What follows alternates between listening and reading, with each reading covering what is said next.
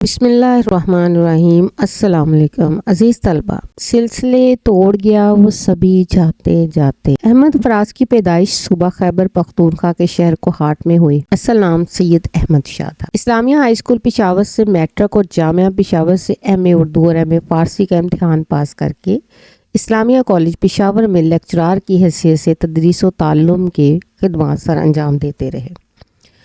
Radio Pakistan, Pakistan national centre, وزارت اطلاعات، اکادمی ادبیات پاکستان اور نیشنل بک فاؤنڈیشن جیسے سرکاری اداروں میں مختلف عہدوں پر خدمات سر انجام دی۔ احمد فراز کی ادبی خدمات کے سلسلے میں انہیں آدم جی ادبی award, Firaq Gorakhpuri award Bharat, Abasin award اور دیگر کئی سرکاری حکومتی ایوارڈ سے بھی نوازا گیا۔ احمد فراز آزادی اظہار کے قائل تھے۔ انہوں نے اپنی شاعری کو غم دوراں اور غم جانا کا ایک حسین امتزاج بنا کر پیش کیا۔ اپنی شاعری کے تیکھے پن، کاٹدار لب و لہجے کے باعث کئی بار قید و بند کی صعوبتیں بھی برداشت کرنا پڑے۔ نغمگی، موسیقیت، تغزل، روانی، رومانویت، خیالات کی فروانی اور نزاکت سہل ممتنع، زندگی کے تلخ حقائق، تجربات اور مشاہدات کے بیان میں احمد فراز کی شاعری بالخصوص غزلیات کو جو قبول عام کا مرتبہ حاصل ہوا، وہ اردو شاعری میں کم ہی شاعروں کے حصے میں آ سکا۔ احمد فراز کے کلام میں سرشاری، خود سپردگی، سوز و گداز، دکھ اور رنج کی کیفیات بھی غالب دکھائی دیتی ہیں۔ احمد فراز کا عشق ہجر و فراق کی شدتوں، گہرائیوں سے آشنا نظر آتا ہے۔ احمد فراز کے کلام میں شاعرانہ شگفتگی کے ساتھ تفکر اور سماجی ناانصافیوں اور ناہمواریوں میں موجود ہے۔ احمد فراز کی تصانیف میں درد شوق، تحف، شبخون، میرے خواب ریزہ ریزہ، جانا جانا، اے آواز کلی کوچوں میں، سب آوازیں میری ہیں، پس انداز موسم، غزل بہانہ کروں، خواب گل پریشاں ہے، اے عشق جنوں پیشہ شامل ہے۔ سلسلے توڑ گیا وہ سبھی جاتے جاتے، ورنہ اتنے تو مراسم تھے کہ آتے جاتے۔ شعر نمبر 1 میں احمد فراز کہتے ہیں کہ میرے محبوب تمام تعلقات کو توڑ کر چلے گئے، حالانکہ ہمارے درمیان اتنے مراسم ضرور تھے کہ کچھ نہ کچھ تعلق داری تو قائم رہتی۔ احمد فراز کا شمار اردو ادب کے ان شعراء میں ہوتا ہے جن کے اندر احتجاج اور رومانویت دونوں کے عناصر موجود ہیں۔ عزیز طلبہ، جب آپ لوگوں نے اس کی تشریح کرنی ہے تو 2 لائنوں میں یا 3 لائنوں میں اس کا تعارف ضرور دیجیے گا۔ آپ نے اپنی شاعری کو غم دوراں اور غم جانا کا حسین امتزاج بنا کر پیش کیا۔ اپنی شاعری کے تیکھے پن اور کاٹدار لب و لہجے کے باعث کئی بار قید و بند کی صعوبتیں بھی برداشت کیں۔ احمد فراز کی شاعری بالخصوص غزلیات کو جو قبولیت حاصل ہوئی، وہ اردو شاعری میں کم ہی شعراء کے حصے میں آ سکی۔ احمد فراز کی شاعری میں سرشاری، خود سپردگی، سوز و گداز اور رنج کی کیفیات غالب دکھائی دیتی ہیں۔ اس شعر میں شاعر کہتا ہے کہ میرا محبوب جب مجھ سے بچھڑا تو اس نے تمام تعلقات ختم کر دیے، ورنہ ہمارے دونوں کے درمیان اتنے تعلقات ضرور تھے کہ کچھ نہ کچھ سلسلہ تعلق قائم رہتا، لیکن وہ جس ادا سے بچھڑا ہے، صاف ظاہر ہوتا ہے کہ اس نے اپنا ہر قسم کا رابطہ منقطع کر دیا ہے۔ ساری دنیا کے ہیں وہ میرے سوا، ساری دنیا کے ہیں وہ میرے سوا، میں نے دنیا چھوڑ دی جن کے لیے۔ اس شعر میں جہاں شاعر ایک طرف تعلقات کو منقطع ہونے کا ذکر کر رہا ہے تو وہاں دوسری جانب اس بات کا اقرار بھی ملتا ہے کہ ماضی میں اس کے اپنے محبوب کے ساتھ مضبوط اور اچھے تعلقات تھے۔ ایک وقت وہ تھا جب محبوب کا قرب نصیب تھا، وقت کے گزرنے کا احساس تک نہ تھا، ہر دن بہار کے موسم کی مانند گزر رہا تھا، اور کیوں نہ ایسا ہوتا۔ جب انسان کے دل کی دنیا میں سکون اور خوشی ہوتی ہے تو انسان کو اس سے بڑھ کر اور کیا چاہیے۔ جب محبوب کا ساتھ نصیب تھا تو زندگی میں کسی اور چیز کی کمی کا احساس تک باقی نہ رہا۔ تیرا خیال ہے تیرا جمال ہے تو ہے، تیرا خیال ہے تیرا جمال ہے تو ہے، مجھے یہ فرصت کاوش کہاں، کر گیا ہوں میں۔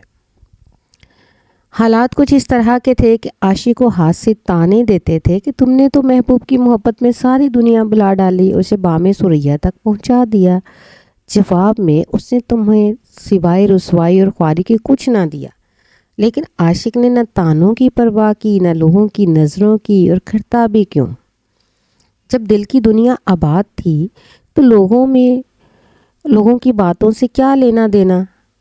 جب بھی دل اداس ہوتا ہے جانے کون آس پاس ہوتا ہے۔ لیکن پھر ایک وقت ایسا آیا کہ محبوب نے رابطے کم کرنے شروع کر دیے۔ عاشق کا یہ خیال تھا کہ یہ شکوہ شکایت جلد ہی ختم ہو جائیں گے اور محبوب پھر سے مہربان ہو جائے گا، مگر نہ جانے کس نے ستم ڈھایا کہ یہ تعلقات کمزور سے کمزور ہوتے چلے گئے۔ حالانکہ عاشق کو یقین تھا کہ چونکہ اس کا محبوب اس کو اچھی طرح جانتا ہے لہٰذا اس کی ناراضگی اور غصہ وقتی ہوگا، لیکن ایسا نہ ہوا۔ سنگ دل محبوب کو بالکل رحم نہ آیا۔ کس طرف جاؤں، کدھر دیکھوں، کسے آواز دوں؟ کس طرف جاؤں، کدھر دیکھوں، کسے آواز دوں؟ اے ہجوم نا امیدی، دل بہت گھبرائے ہے۔ حقیقت تو یہ ہے کہ عاشق اسی خوش فہمی میں رہتے ہیں کہ کسی نہ کسی طرح محبوب کو اپنی غلطی کا احساس ضرور ہوگا، مگر یادوں کے سوا کچھ باقی نہیں رہتا، کیونکہ یہ حقیقت ہے کہ انسان جس سے محبت کرے، جس کو اپنی دنیا میں ایک دفعہ شامل کرے، وہ کبھی دل سے نکل نہیں سکتا۔ یاد کے بے نشان جزیروں سے تیری آواز آ رہی ہے ابھی۔ شکوہ ظلمت شب سے تو کہیں بہتر تھا، اپنے حصے کی کوئی شمع جلاتے جاتے۔ شکوہ شکایت کرنا، ظلمت اندھیرا، تاریکی اور شمع روشنی۔ شکوہ ظلمت سے بہتر ہے کہ ہر شخص اپنے حصے کی شمع جلاتا جائے۔ احمد فراز دور حاضر کا شاعر، لہٰذا ان کی شاعری میں دور جدید کے حالات و واقعات کی بھی عکاسی ملتی ہے۔ یہ شعر اپنے اندر معنی و مفہوم کے اعتبار سے بہت گہرائی لیے ہوئے ہے۔ اس کا اطلاق ہمارے معاشرے کے بہت سے معاملات پر، انفرادی اور اجتماعی زندگی پر یکساں ہوتا ہے۔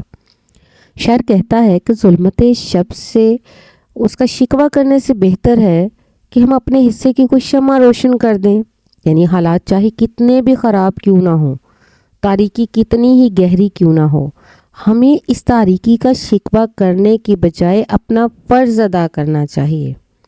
اٹھو وگرنہ حشر نہیں ہوگا پھر کبھی، دوڑو زمانہ چال قیامت کی چل گیا۔ حقیقت یہ ہے کہ تاریکی کسی بڑے سمندر کی گہرائی کی طرح ہمارے پورے معاشرے پر محیط ہے۔ بیشتر معاملات میں تاریکی کا سامنا کرنا پڑ رہا ہے، جبکہ بعض معاملات میں تو ہاتھ کو ہاتھ سجائی نہیں دیتا۔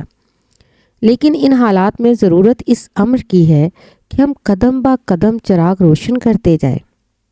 اگرچہ معاشرہ اس قدر الجھا ہوا ہے کہ بعض معاملات کا کوئی سرا دکھائی نہیں دیتا، اگر سوچنے بیٹھ جائیں تو ذہن معاف ہو جاتا ہے۔ لیکن کیا ان حالات میں ہاتھ پر ہاتھ دھر کر بیٹھنے سے کچھ ہو جائے گا؟ ہرگز نہیں، کیونکہ حالات جیسے بھی ہوں ہر انسان کو اپنے حصے کا کام کرنا ہوگا۔ پا شکستہ بھی تھا چھاؤں بھی تھی سستانے کو، پا شکستہ بھی تھا چھاؤں بھی تھی سستانے کو، میں ہی راضی نہ ہوا راہ میں رک جانے کو۔ آج کل ہمارا معاشرہ شدید نوعیت کی خرابیوں سے دوچار ہے، بہت کچھ داؤ پر لگ چکا ہے، جو کچھ بچا ہے وہ بھی تباہی اور بربادی کے دہانے پر ہے۔ ایسے میں اصلاح کا مرحلہ کافی مشکل ہوتا ہے، اور جو لوگ اصلاح کرنے کی کوشش کرتے ہیں وہ مسلسل دشواریوں کی وجہ سے اس قدر پریشان ہوتے ہیں کہ اس راستے کو ہی چھوڑ دیتے ہیں، کیونکہ مایوسی جب پھیل جائے تو ایسے ہی حالات پیدا ہوتے ہیں۔ لیکن ہمیں ہمت نہیں ہارنی چاہیے۔ معاشرے کی بہتری کے لیے اپنے اپنے حصے کی شمع روشن کرنی چاہیے۔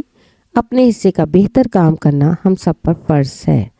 اگر پاکستان کے نظام کے حوالے سے دیکھا جائے تو عموماً کہا جاتا ہے کہ یہ نظام غلط سڑا و ناکارہ ہے۔ اس نظام میں رہتے ہوئے عوام کو نہ عدل و انصاف مل سکتا ہے، نہ ان کے سیاسی و معاشی مسائل حل ہو سکتے ہیں۔ یہ اعتراضات اگرچہ درست ہیں، لیکن محض تنقید کر دینے سے مسئلے حل نہیں ہوتے۔ جن عدل و انصاف، مساوات، بنیادی حقوق، مذہبی آزادی کی ہم بات کرتے ہیں، تو ان کو لاگو کرنے کے لیے جب ملک کے حکمرانوں کو اپنے فرائض سر انجام دینے ہوں گے، وہاں دوسری جانب ہر شخص کو اپنی ذمہ داریاں انفرادی طور پر نبھانی ہوں گی اور ہر شخص کو اپنے حصے کی شمع جلانی ہوگی۔ منزل پہ کس طرح بھلا پہنچے گا قافلہ، منزل پہ کس طرح بھلا پہنچے گا قافلہ، ہر شخص سے سفر میں بڑی بے دلی کے ساتھ۔ شکریہ۔